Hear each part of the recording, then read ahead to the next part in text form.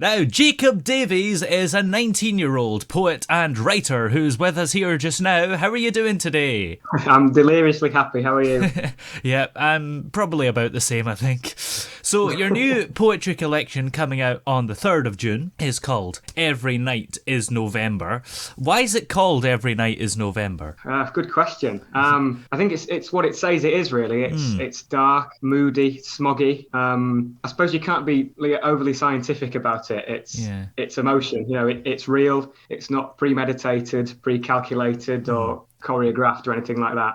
It's as raw as pain and as raw as joy and all of those things. And that's what my book is, and that's what I am, unfortunately, for all involved. Yeah. Is it quite ironic that it's being released in June, but being called Every Night is November? Yes, there's a lot of poems in there as well about sort of summer themes in quite a backwards and dark sense, I suppose. So you've got "I'm almost certain summer will come," about someone who's died and passed on.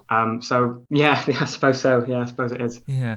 So how would you describe the style of the poems, really, in terms of structure and things? Yeah, so I mean, I suppose it's quite dark, and they're often quite dark in that sense. But it has to be real. That's the priority. It has to be true to me, otherwise it's absolutely pointless and completely drab and just another book amongst the patter and the spiel. I think it's important people have an escape, which is why I write to escape, because I think life has the potential to be insufferably cruel at times, and I think that's often reflected in my work. Yeah, especially during these last couple years, a lot of people have found it tough. Has that inspired the collection in any way? Yeah, I suppose so. I think there's a lot of themes of isolation and loneliness and separation in that. And I think now more than ever, those themes might be more easy to identify with as a reader. So you never know, that could work in a positive sense in some ways. Yeah. And how long did the poetry collection actually take you to write? So it's been a couple of years now. I started straight after I published my last one. This is my second now, which I don't know if that was a good idea or not in hindsight, really. But it was just, straight away, and clearly I still had some things left over to say, and this is what this is. Yeah, I guess that's an interesting point about it being a good idea or not, because do you think a break would have helped, or is it maybe better to stay in the swing of writing? Yeah, I suppose so. I think there is, despite there being such a short period of time between the two, I think there's a remarkable difference in almost outlook and style in the two. The first one, The Things I've Never Seen, was just an outcry, and sometimes when I read it back, because it was written over such a short amount of time, I can almost see myself wanting to scream in the words, whereas Every Night is November has taken a little bit longer to put together, and it's maybe a little bit more like I've sat back and picked my targets in that sense. Yeah, and in terms of COVID again, has that given you a little bit more time? Would it have still been in progress maybe if COVID hadn't have happened? No, absolutely. I think with the first book particularly, I don't think I'd have even put it together or done anything like that without COVID. So I almost used that as not inspiration, but extra time and looking at yourself and thinking, well, what can you achieve, and thankfully I put the first book out, and hopefully this one goes just as well. Yeah, and it's quite a big collection of poetry, isn't it? How do you decide at what point it's finished? You've written enough poems and it's done. It felt like the right time. It felt like the collection was done, and I was coming to a point where I was writing new things, and when I compared what those things were to what's in the book, it didn't feel like the same collection, which I appreciate is a rubbish answer, but it's almost like a creative autobiography in a sense, but it's presented in tidy couplets rather than reams and reams of sort of tedious anecdotes. It is my life, it's my creative space and my outlet, and there's no one in my creative space that can say no, you can't, and I quite like that that controlling side of it. Were there any poems maybe that you had written but you cut from it, maybe because that would make it too long, or they just weren't as good as some of the others? Oh, certainly, yeah. I think if I did a book of all the ones I cut, I think it might be twice as big as this new one, yeah.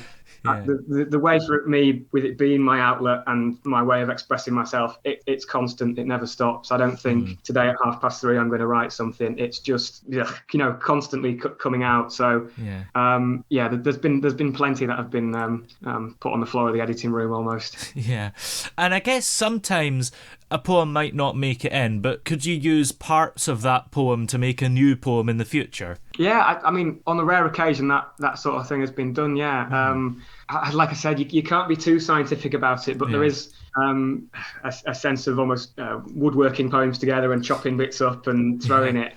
Which is something I like to avoid a little bit because I feel like it's got to flow and be one thing. But it's certainly something I've done on a couple of occasions. Yeah. And where do you get your inspiration from for the poems that you write? Yeah, again, another rubbish answer. It's everywhere, really. It's writing at times for me can be a little bit like looking at the dessert menu on the Titanic. It's in a glorious way. It's freedom in absolute captivity, which for me is gold dust. It's invaluable. Yeah. And there's nothing in life which compares in that sense. So there's inspiration from all around. A lot from music, other things that I've read, and almost just day-to-day things that I just pick up somewhere in the subconscious and it spills out in some sidewards poetic way. Yeah. And a poem about the dessert menu on the Titanic, would it just be about the desserts, or do you sort of use that as a link to make it about the Titanic overall? Well, yeah. I suppose it's that there's a bit of gallows humour and fighting back in the face of adversity. Yeah. So yeah, you can look at the different angles of it and build up a bigger picture, which is something I quite like to do, and hopefully comes across in a humorous and ironic way at times. Yeah. And how do you write as well? Is there a process for coming up with a poem? No, well, it's never mechanical in the sense of I'm going to sit down and today I'll write a poem about this. Yeah. It's almost, I have a little notebook which I carry around everywhere, which makes me sound like a bit of a saddo. And I just scribble down little sort of couplets and one-liners and things like that. And eventually when that topic, in sometimes a day, sometimes a week, sometimes a month, comes together, it then becomes a thing. And sometimes it's good, sometimes it's not so good. Yeah. Do you find it easy to write, though? Yeah, I think I've always found it quite a natural process. I think it's the only way I can really look inwardly and speak to myself and understand myself. I suppose a lot of the time I think in that way, and that comes quite naturally. Yeah. Which is it a curse? Is it a blessing? I'm not entirely sure. Yeah. And you mentioned, of course, about the dessert menu and the Titanic and things like that for inspiration. But do you have to do research a lot, or is it mostly your own experience? Yeah, I try to avoid that, really. I try to avoid almost looking outside of my own head, which sounds, again, quite egotistical. But it has to be my thing. It can't be, anyone else's work in that sense. It's got to be. It's got to come from me. It's got to flow from me. And I love that in the sense of no one says no, you can't. It's what I have to give. It's what I have to say, and that's my space. Yeah. And in this poetry collection, there is a section A and a section B. What is the difference between the sections? Yes. So in the simplest way, it's chronologically. So the first section was written before the second section. They're almost two different books in a sense, really, but with similar threads and things like that. I think for those that read it, they'll find it's a little bit darker in the second section, and there's that gradual thread. I don't go on about too much, but there's almost like a descent to insanity through section A and section B. And also, I just quite like the idea as someone who likes vinyl records and things like that of having section A and section B, and just it feels quite separate and quite natural to have that division. Yeah. Is it a gradual change from sort of lighter to dark, or does it change immediately when you get to section B? Yeah, I mean, I don't suppose any of it's particularly light, but there is a noticeable difference. It feels sharper, I would say. I think in section A, where sometimes it could feel quite silky to read it, if that makes sense. It's a little bit like lying on a bed of nails in the second half. It's abrupt and it's quite an intense read. And I mean, I can't have it any other way, really. That's the way it's been. Yeah, and you mentioned you're a fan of vinyl. You like Morrissey, don't you? Absolutely, yes. I think he's so different, which is magical. I think Morrissey fans feel spoken to, accepted and understood, and all of those things, which for us Morrissey fans is quite rare. Yeah, and sometimes, maybe this is an unfair assumption, but a lot of his lyrics are miserable and dark. Is that maybe partly where you have got your inspiration from? Well, I wouldn't say miserable to start off with, but we can we can leave that there. There's a lot of inspiration from music. I think I'm not sure if I would have had the courage to write and to share the things that I've written if it wasn't for I say people like Morrissey. How many people like Morrissey are there? But and artists like Bell and Sebastian and Mark Morris and people like that. So yeah, a lot of inspiration comes from that, and it is a really, really important thing for me. Yeah, absolutely. So I don't want to put you on the spot here, but is there any chance you'd be able to read us one of your poems just now? Yeah, go on then. Let me. So this is a sonnet for a Wednesday afternoon, which I've picked a short one for you, which I've just gone on my social medias this afternoon. It's part of the thing. I'm putting out a poem from it each week to sort of build it up. So as you lay awake all night with your fingers crossed, waiting for any excuse to abort the mind's sickening solitude relay, please remember nothing good is lost. It's just a little further away. When the day comes where this loneliness is buried in sand and they all want your autograph, keep your hands by your side and try not to laugh. There is only sunshine in your path, no matter which way the river sways. Embrace the waves of contentment in the aftermath, or live however you must underneath changing rays. Just don't align your pain with mine by feeling left behind. Hey. Is that part of this collection, or is that a standalone thing? It is, yes. So that's at the end of section A. Which sort of almost feeds into the change in section B. Yeah. And you've actually recorded some of the poems as songs. Are they spoken, like with a bit of music, or do you actually sing them? Yes, so they are spoken. They are very much spoken word poems. There's 6 of them ready to go out. The first one came out at the end of last month, which was Don't Mess with Juliet, which I've had a lot of nice feedback about, which has been nice. So there's a couple coming. I'm almost certain some will come. Henry's Hands, To Those Who Depart This Journey, Postcards, and Have You Yet Met Jenny? Ooh. Quite pleased I remembered those. So they're coming out over the next couple of weeks. Yeah, that's exciting. What made you want to release them as audio versions? I think you get an extra element from listening to it, despite what you've just heard me stumble out there. I think you get an extra element with the music as well, and in many ways, with music, you can feel closer to the writer or the singer or the artist or the poet or whatever. So that's really what I get from that.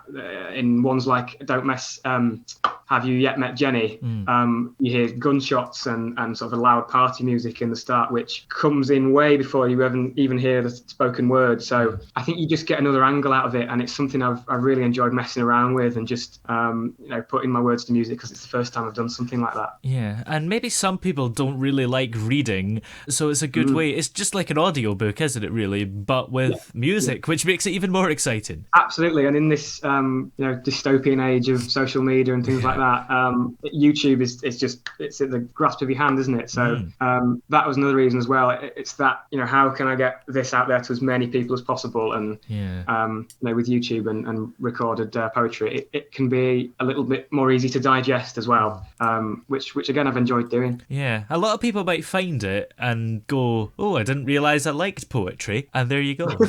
Well, I don't know if I like poetry, so... Yeah, well, that's the thing. Do you read other people's poems for inspiration or just for fun? No, absolutely, yeah. There's both of those things, yeah. I love the poetry of Anne Sexton, Christina Rossetti, Oscar Wilde, people like that are just...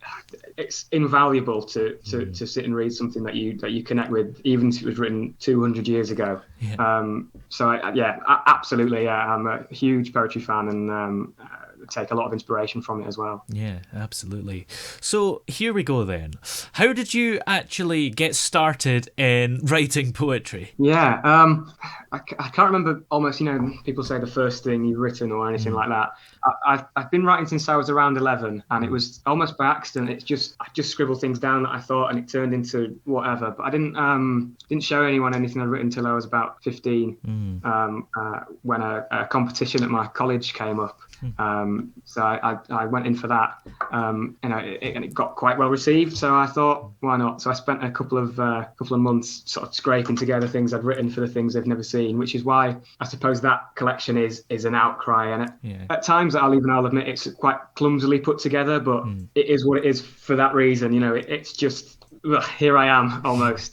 So I started I can't remember not writing, if I'm honest with you. It's always been my outlet and my way of getting out all those feelings. So it's been quite a while. Yeah.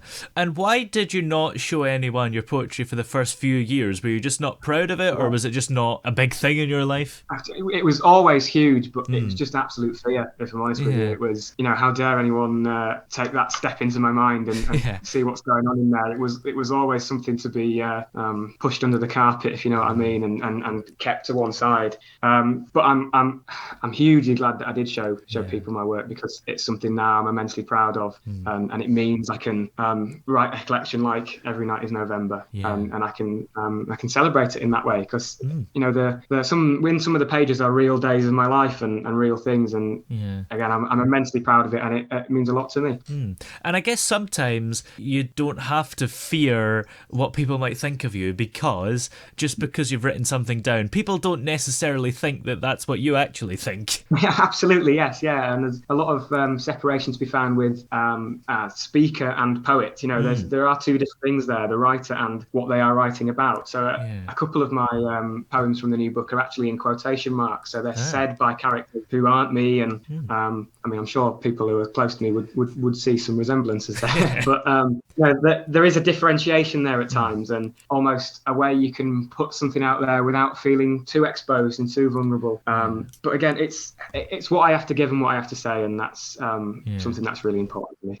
And you have to have a boundary, don't you, between your life and what you write? Is there sometimes stuff that maybe you can't really write about because it's just too personal? Yes, absolutely, and that's where my friends' metaphors come in and things like that. Sometimes I do write things. There's a poem called, I'll name drop, there's a poem called Latvian Strangers in my new book, and also Smile by the Chapel ones which come to mind, which I wrote originally and thought, oh God, can I say that? Can I sort of put that out there quite so frankly and openly? And sometimes with a little bit of messing around with it, and sometimes I just think, yeah, go for it. So there is sometimes that danger of stepping over a boundary. But at the moment, I'm comfortable with it, so we'll see what happens. Yeah. Now, what's coming up after this collection? Is there going to be a third one? I've absolutely no idea. I'm still writing constantly. I think the day I sent off this collection, this catastrophe to be printed, I wrote something else as well. I've no idea. I think there'll be more of a break than there was last time. I felt like after the things they've never seen, because it wasn't 100% how I'd want it to be, I felt like there was a bit of a point to prove there and something I had to correct. In Every Night is November, but no matter what happens next, I'll never be able to stop writing, whether I like it or not. So we'll see. We'll see. And you've got a copy there behind you, it looks like, which has been staring at me this whole time, but I've only just noticed. Conveniently placed. Why did you decide to have a cat on it? Yes, so again, I'll bring it closer. So I quite like this image. It's that contrast of the pink and the black and the light and the dark, which I think sums up the book really well. Cats as well, quite sort of, in this picture anyway, quite gloomy and quite isolated figures, and I also just quite love cats as well. So I've had a couple of people who have seen the front cover sort of come to me and talk about their cat. I mean, it's a way into conversation about the book, so I'm certainly not complaining. Yeah. Well, where can we find Every Night is November when it's released on the 3rd of June? Yes, so it's available to pre-order now from my website, which is jdvswriter.com, which is just J Davies but without any other vowels, which I thought was quite clever. And then also I'm on Twitter at jdaviswriter. Great, and it's out just in time for the Queen's Jubilee, which is somehow appropriate, but I don't know how. Absolutely, yeah. There's a lot of pro-monarchy poems in the book, so I'm sure you'll all enjoy that. Fancy. Well, many thanks for joining us today. It's been great having you on. Thanks a lot.